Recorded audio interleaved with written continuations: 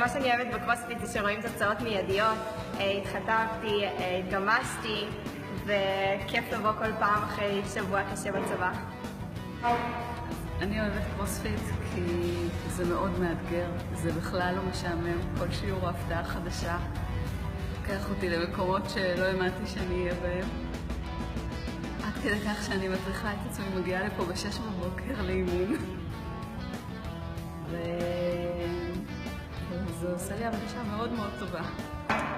אני אוהבת לבוא לקרוספיט כי זה מחטב וזה מאתגר וזה כיפי וכל אימון הוא שונה וחדש. אז זה כיף. מה שאני אוהבת בקרוספיט זה הגיוון באימונים, האינטנסיביות, אנחנו באים כמשפחה, זה גיבוש משפחתי, ובעצם אתה מתמכר למשהו שעושה לך טוב. כי זה מגוון, זה אף פעם לא משעמם.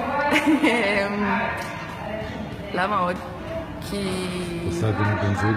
כן, אני עושה את זה מבן זוג, וזה זמן איכות שלנו ביחד, כי יש מלא חתיכים. הופה. וזהו.